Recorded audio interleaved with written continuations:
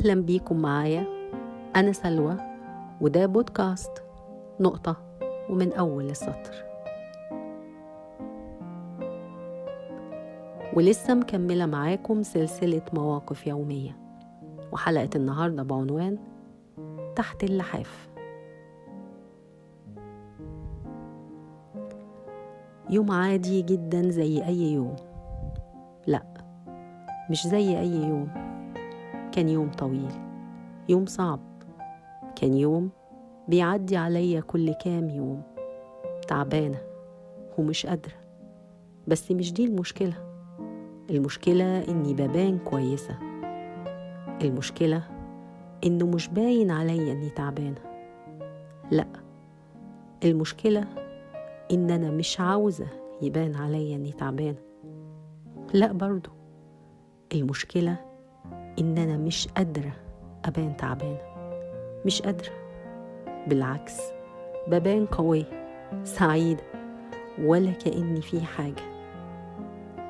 يوم بيعدي عليا كل كام يوم. من أول ما صحيت وأنا مش عايزة أقوم من السرير، حاسة بالعجز وخايفة أقوم. صاحية بس مغمضة عينيا ومستخبية تحت اللحاف، بحاول أقنع نفسي إن اليوم لسه ما بدأش، يمكن أنام. هو أنا كنت نمت بالليل لما هنام دلوقتي؟ مش قادرة أقوم، مش عاوزة اليوم يبدأ. بشد اللحاف واستخبى تحته زي زمان لما كنت صغيرة. بس زمان لما كنت صغيرة كنت مصدقة إن محدش هيشوفني وأنا مستخبية تحته. دلوقتي ولا 100 لحاف هيخبوني. لازم أقوم، لازم أبدأ اليوم. يوم بيعدي عليا كل كام يوم. من كتر ما عدى عليا اليوم ده ما بقتش فاكرة امتى أول مرة عدى عليا فيها. يمكن من سنة أو سنين، مش فاكرة. ياه، أنا تعبانة قوي من زمان، تعبانة ومستحملة، بس محدش يعرف. يا ترى ليه؟ لا، مش مهم ليه تعبانة، المهم ليه مش عاوزة حد يعرف. طب لو عرفوا هيحصل ايه؟ هما مين دول اللي هيعرفوا؟ ياه، كل الناس اللي حواليا دي وانا لوحدي. لوحدي، مش حاسة بالأمان. الأمان يعني ايه أمان؟ يعني ايه انك تحس بالأمان؟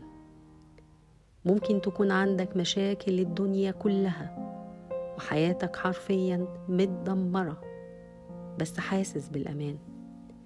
في حد في وسط الدمار ده تقدر ترمي راسك على كتفه وتعيط من غير ما تتكسف ولا تفكر هيشوفك ازاي.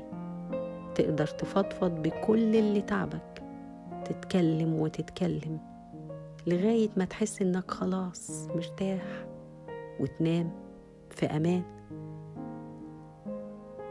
الحد ده مش هيحل مشاكلك ولا معاه عصاية سحرية هيقدر يعدلك بيها الدنيا ويسعدك أبدا. الحد ده هيسمعك، نظرة عينه هتطمنك، هتقولك انت مش لوحدك، أنا معاك، موجود وحاسس بيك. مهما الدنيا جت عليك هتلاقيني.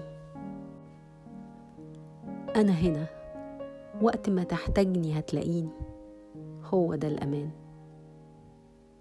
الأمان مش مال ولا سلطة ولا نجاح ولا حتى عزوة. الأمان شعورك بالضعف، قدرتك على إنك تحس إنك إنسان ضعيف من غير ما تخاف أو تخجل. الأمان لو ضاع يبقى ضاعت كل حاجة.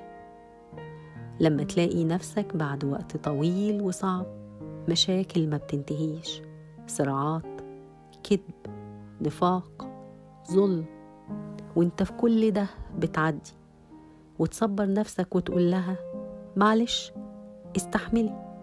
كل شوية تقول لنفسك الكلمتين دول: معلش، استحملي، كله بيعدي. بتصبر نفسك علشان اليوم يخلص، الأسبوع، الشهر، حتى لو وصلت لسنة. المهم إنك في الآخر بتجري على مصدر الأمان ليك وتترمي جواه، زي الطفل اللي بيبقى راجع من أول يوم ليه من المدرسة، تعبان وخايف، محتاج لحضن أمه، محتاج للأمان. الأمان، إزاي تعيش من غير الإحساس ده؟ إزاي تبقى محروم من إنك تحس بضعفك علشان تقدر تقوى وتكمل؟ إزاي لما الأمان بيروح بنكمل؟ إزاي بتبقى مطالب إنك تكون قوي طول الوقت؟ طب إزاي؟ لو فقدت مصدر الأمان إزاي تعيش؟ مش بس تعيش، ده أنت بتبقى نفسك مصدر الأمان لشخص تاني وأنت محروم منه. مش حقيقي إن فاقد الشيء لا يعطيه، بالعكس، فاقد الشيء أحيانا يقدر يعطيه، وجدا كمان. اللي اتحرم من الحب يقدر يحب، واللي اتحرم من الأمان يقدر يكون مصدر للأمان. مش دي المشكلة. المشكلة إنه هيقدر لإمتى واقف صامت مكمل ومستحمل، وكل أوجاعه جواه، كل شكوى، كل جرح، كل صرخة، كل ألم حاسس بيه ومش قادر يعبر عنه لأنه مش حاسس بالأمان. الأمان